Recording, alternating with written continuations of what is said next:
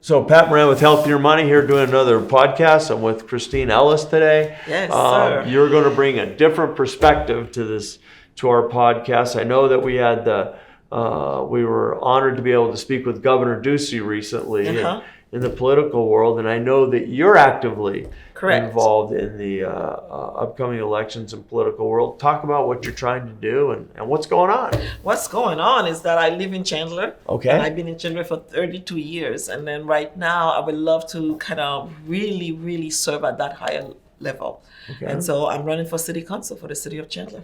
And so when you talk, it's a great place to be. Okay, so what are some of the things that you see yourself doing? Well, at this point, I'm looking at 4 different pillars, which is higher education and reaching our neighborhood, more free market solution, and embracing diversity. Those are the places where I think that I can really make an impact in the city. We have a great, thriving city, very innovative city where things are really happening. I don't think if you even notice or even known that Chandler is the only place in the world where we have in the self-driving testing cars. Waymo is in Chandler right now. So things are happening in Chandler that is really opening the world for the people in Chandler and those who are moving there. And in those 4 pillars that I'm talking about, I think that I can really make an impact. Good for you. Yeah. Isn't Chandler really becoming a fairly decent hub too for technology? Absolutely. That's why we call ourselves a city of innovation. Okay. So innovation is really the top there. We have Intel that started years ago. As a matter of fact, my husband was one of the first that came out of Barbados because they had a plant there, and he came and helped open the one on Chandler Boulevard. Right. Isn't it it's a pretty big facility out there? Well, yeah. Right? Not only they have that one, and then they have another fab that is south of Chandler. Wow, yes, that's really phenomenal. Big. They are one of our most, I think, the top employers there in so, Chandler. Talk about Chandler. I mean, I know it's a suburb of Phoenix. Yes. And what's the demographic? I love Chandler. Let's talk about why I love Chandler. All right, and, let's go. Why Chandler is what Chandler is right now. Let's go. And Chandler really started very small. We are in our centennials right now with the years. So this is a city that's been around for a long time. A few families. You're talking about the AJs and the adoption families. A lot of different families. The Bashers families. A lot of those people started in Chandler years ago. Is it a younger dynamic? There's a lot of young people in Chandler. We're looking at a lot, but we also have some really strong family, like the Payne family, different families that are really been there for a long time. But at the same time, the city have grown. And right now, currently, we are sitting in, right before the census right now, we are sitting at about 286,000 people that are living in that city at this time. Gosh, I remember growing up. Yes. It didn't even exist. Exactly. So this is what we're talking about. Some of the high school, we have 5 big major high schools there. Wow. Some of the high schools have over 34 to 4,000 kids in those high schools. So Chandler's really grown that way. We have a magnificent mayor and a team and staff that works. Our council is governed with 6 members in the council plus our mayors, making it 7. Okay. What the council does is that it brings the vision to the city, and then we have a city manager and the staff that kind of run it out. I'll usually say that the city manager is the neck, and then the head is the council. So you can, with your imagination, see how that works. How from Haiti do you end up in Phoenix? Oh my goodness, this is how a lot of people want to know. Well, why do you have a seat at this table? Why are you here? Where you came from? Well, I came into the country when I was 17 years old. My dad had already immigrated here in 1970 in Nyack, New York. I always said upstate New York, but it's not. It's about an hour and a half from... Right. I spent some time in Buffalo. Yes. Well, Buffalo is way up. So we're in Nyack, right off the Hudson River. So being an immigrant, I came way after my dad in 1982. Okay. I came to visit and I decided to stay because I wanted to go to school. So I went to school there. While I was in school, after I finished, I spent 1 year in high school. And then while I was in high school, I was doing ESL and English at the same time. So you can imagine, It was a culture shock for me too, being grown up in Catholic school, right? And then now finding myself in a high school in Queens with all this rambunctious young men and women that I had no idea who they were. So, but I navigated through it and became stronger. And then through that, after I left New York, I met my husband in Texas, actually, at the airport in Houston. Okay. Wow. And within a year, we were married, and I moved to Arizona. So that's how I came to Arizona. Oh, we're happy. So I've been in Arizona now in Chandler, particularly, between Chandler. I've never really lived that much in any other city. Christine, I know there's a lot of hardship and things that have happened, unfortunately, to Haiti. Do you have family back there? Kind of what's going on back there? We have quite a bit of family, not only family, but I also have ministries that I've done there. After the earthquake in Haiti in 2010, I had never been to Haiti since I came here in the States.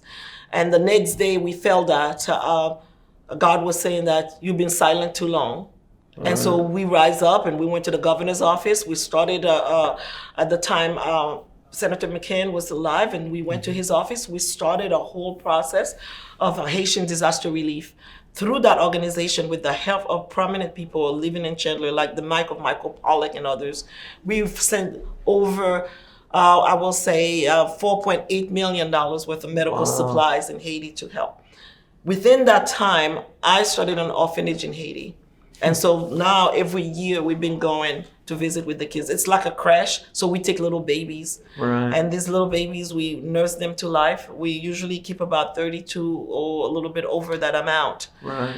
It's a gruesome thing to see when these kids comes to us. I think the hardest one I've ever seen was the little one they brought to us that was in a field, and a pig was already at her feet. Trying to eat her little foot. And so when we took Anne in, we named her and took care of her. Very thriving young lady right now. She's really getting better. Is there really been a pretty good recovery now? I mean, are people, are people not going back to visit there, or where are we at with that? At this point, think about it. Haiti having been one of the first Black nation to be independent in the world, and then to where we are right now is very hard to swallow. It's a very hard pill to swallow. Whatever make that happen, we can blame anyone. We just like anywhere we live, we find those kinds of things. People try to blame others, but at the same time, I think it's a failure in government, a failure to understand the needs of the people. Because if you're not really governed with your heart and understanding the need of those who will put you in power, then you can't be effective. And I think that's what's happening there. It's a lack of leadership. Is there a Haitian community here in Chandler, Phoenix? Oh yes, there are here. At the end, I think when they closed, there was a camp in Montego Bay. When they closed that, I was already here, and a really, really big, huge group of people came here. At the time, I was helping with Catholic services, and so they pulled me in at the table just to translate. So my prerogative was to make sure that everybody goes to school. That's why higher education is very important to me. So I make sure I imparted that into them. Stay in school. Go. Right now, they are making more money than me, that group. They're doing really well, whether in Chandler, Phoenix, Tempe, they are all over, and they're really thriving. Where's a good place to eat? There's a good place to eat. Unfortunately, I don't have a Haitian restaurant. I've been after them for years. You have to go to my sister's church, maybe. To get some good food there. What's a staple of Haitian food? Staple of the Haitian food, which is basically very close to the Southwest, and I will say the Hispanic, is rice and beans, chicken. We just prepare them, and then of course we have the French cuisine, which is a mixture of that. Then the Creole and all of that. So our food is very vibrant, very red on colors, and the brown and all different colors like that. So and then ground provisions also, like the manioc and yams and potatoes and those things. Are you a good cook? I think I am. My husband think I am. He says he enjoys my cooking. Nice smell throughout the house? Oh yes, really good, really good smell. So how are your chances here in the upcoming election? Are you confident? I think we are winning. Okay. I think we're winning. We're in it to win it, because I never really put my hands to the plow and pull back. Right. I'm one of those, who pioneer things, and we're looking at it. At this time in Chandler, I would be the 5th woman on council and the first women of color, I should say. That would be there a lot of people running? At this time, I believe we are not definite yet because they just the 9th Monday will be the time for us to start filing in signatures. And once those signatures are filed, then we will know exactly. But the last I heard, there was about 7 or 8 of us for going 3 seats? for 3 seats. And then how many signatures do you need to be on the ballot? It is 1,000. Okay. And my goal was to get 2,000. So I'm making inroads. I have my 1,000, so I'm ready to go. Do you have an infrastructure behind you too that's helping you, or is it all just you? No. There's no way I could do that. There was a time maybe when Chandler was smaller, but now we've grown so much with the kind of amount of residents that we have. We really need to spread the word. My strategy was to go from the outside in. And so with that, I had to have people to help me rally the troop. We have quite a few people on our team that's helping. With the energy and the gusto, I think they definitely could, benefit from having you involved. Oh, absolutely. But our goal is to come in and make it greater. Because it's already great, right? We can only make it greater. We can only help other people to thrive. It concerns me when, as a society, we are growing and then we marginalize others, and then we are not taking people with us. Right. The whole idea in really looking at people themselves is to bring them along with you, whether it's through education, whether it's through empowering them to become the best that they can be. Our job is to always be blessed when we are blessed to be a blessing. Right. Well, and I know it's a really great commitment to really help Chandler thrive on so many levels. Yes, it is. But I got to ask, what do you think about the national political scene and Trump and what's going on right now? Leadership? Well, let me put a big, huge disclaimer out there before I start, because let me explain. Chandler, we run nonpartisan. Okay. And I think the founders of Chandler were really forward thinkers when they did that. Because what it does is that it just brings you in a position where you keep looking at your people's needs versus parties in order to do that. Not that we have to disregard parties, because there's a place for it. I think parties really make us do what we say we're going to do, because we have to be accountable to the people that voted us in. So it's important. In that context, I think parties are very important. Because if we are keeping people accountable and pushing them to keep, when you say you're going to do this and we're going to keep you accountable to do it, that's great. But if it becomes to a point where it paralyzes us and we can't move forward to do anything, then it's a detrimental to us. And so it's not really working the way it was supposed to work, I think. And that's where I sit right now. I'm sitting at a nonpartisan race. I do have my own opinion. I do have, what I think they could do to fix everything. But we all do, right? Everybody can think that somebody else can do better or they should do better until you are there. How long is the term of a city council person? 4 years. All right. We are in for 4 years and we can run 2 consecutive. Okay. And then after that we have to take a break. All right. And so you get elected. Everything's great. What would you want your legacy to be? My legacy right now would be for me that when I move to the next level, wherever I'm going, for the people of Chandler to say that I have served them greatly. I have imparted in them. I want to see children that are really going to thrive. I want to see family members that are going to really start working and doing things the right way. I want to see neighborhoods. One of the major things for me, I've spoken with the chief of police, and he told me out of the 3% of the people that they interface with, 2% is mental health issues that they are dealing with as a police department. I would like to empower a task force that will work hand in hand with the police department and help them making it home safe and make sure that that person that they interface with also is safe. Is there a lot of violence in Chandler? No, not at all. I mean, for the 32 years I've lived there, I've never felt unsafe in Chandler. But the fact is that it's, we're dealing with people.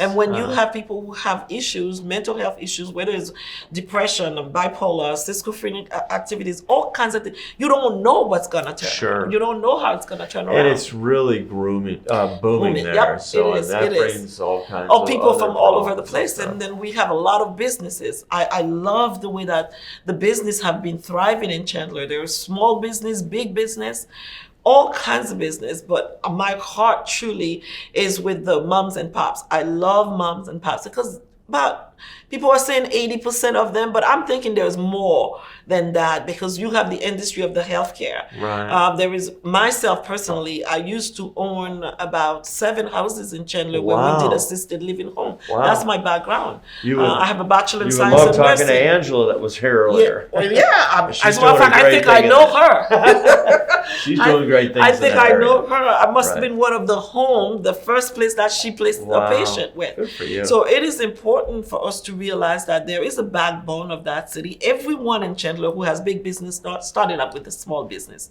Now, when you think about the grocery chains and different things like that, they started small as a family, and then now they all. How did you get involved with long-term care? I really, you know what? Long-term care really was dropped on my lap. I was working for Chandler Hospital for years as an RN, as a nurse. I started actually, again, going back to higher education. I understand that it's whatever it means to the person. Because I started as a CNA, I went as an LPN, I'm an RN, I got a bachelor, and I am going to get a master's. So all of that I was doing through working for Chandler Hospital. Then I did home health. I went to one of my patients on Wednesday and saw her there. Right. Sat her down, showed her medication, did all the paperwork and everything. Came back to see her on Friday. She fell, and I found her on the floor, the same place that she was when I left. There was nobody to say no. And this was like on a weekly basis. I was kind of going through kind of things like that. And then finally, one of my friends asked me, and she says, well, why don't we open assisted living homes? And I'm like, assisted living home, what is that? And so she mentioned it. At the time, there was a lot of my Filipino friends who were doing that kind of thing in the Tempe area, but not in Chandler.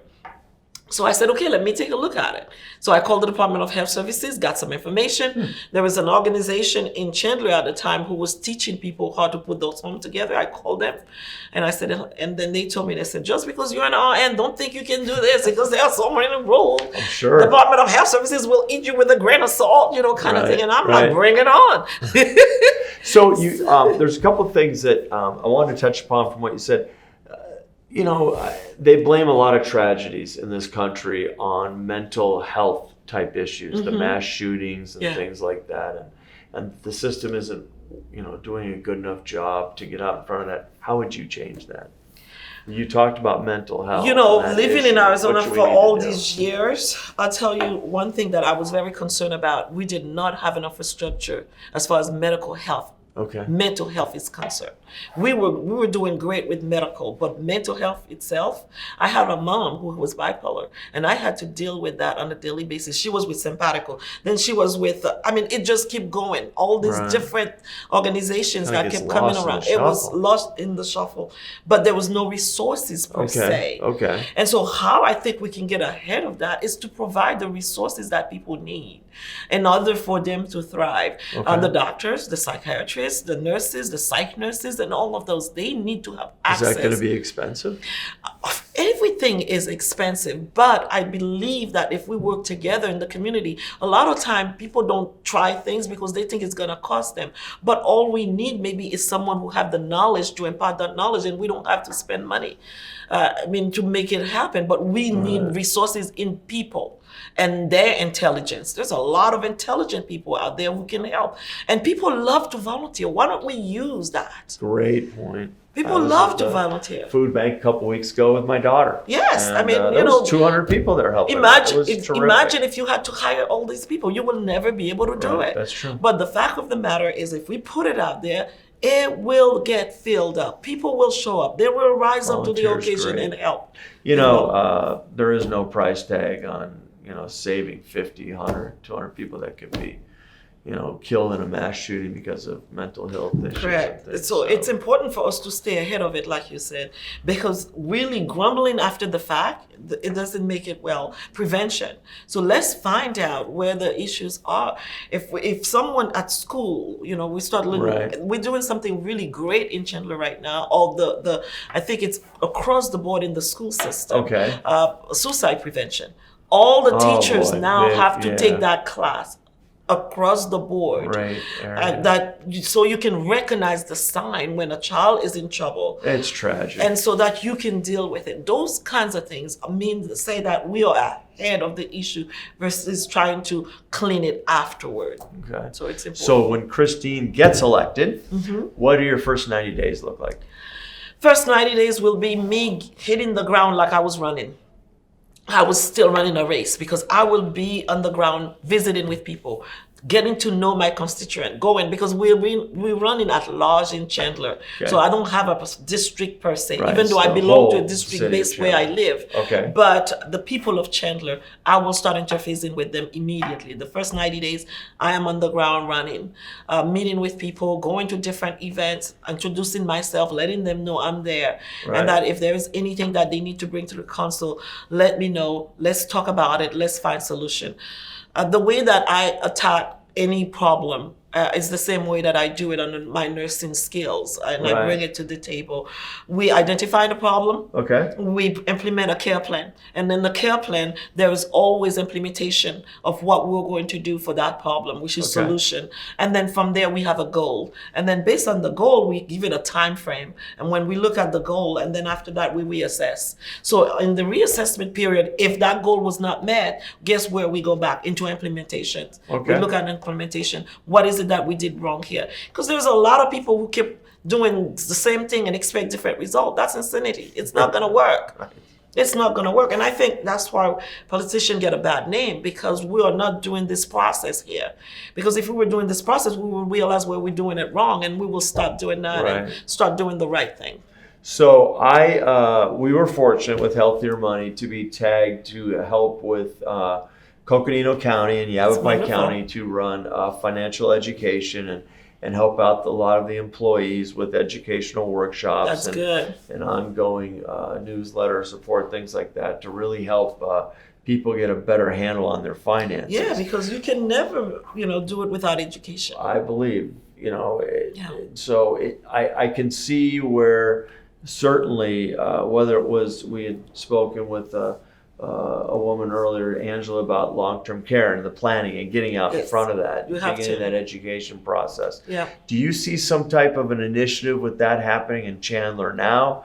Governor Ducey, it's a very important cause to him. They passed that financial literacy bill that now in high school, you have to take essentially classes on home 101 economics. Absolutely, to graduate. So. Well, Chandler's been ahead of it. Okay, let's talk about we are that. not even thinking about doing it. We're already doing it. One of our councilmen, I think Mark Stewart, spearheaded the Small Business Innovative Center, and we have a center, and they partner with ASU and different of the colleges, and they provide a lot of great. Diana White is the lady that is overseeing that whole process over there. I had an opportunity to go to the center and take a look at it.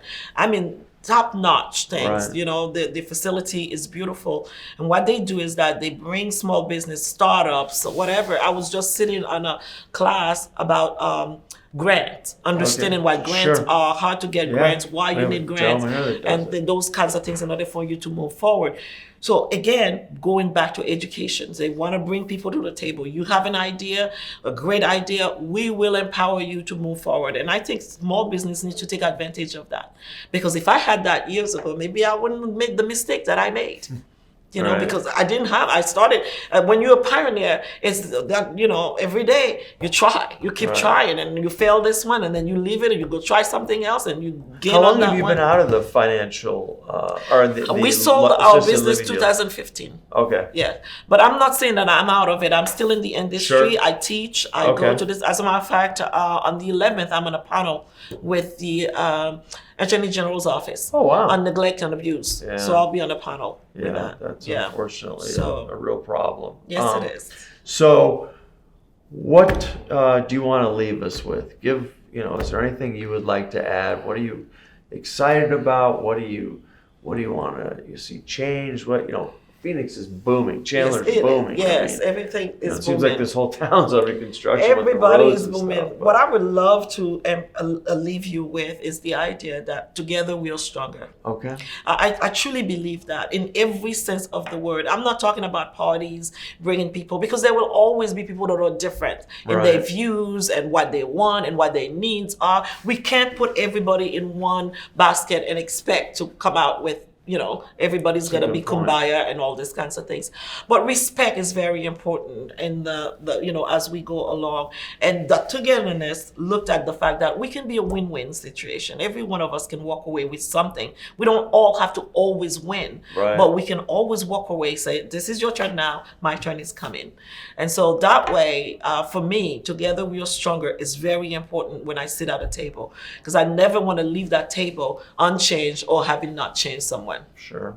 And then, like most of the people that I've been blessed to speak with, you're also a mother. Yes. Yes.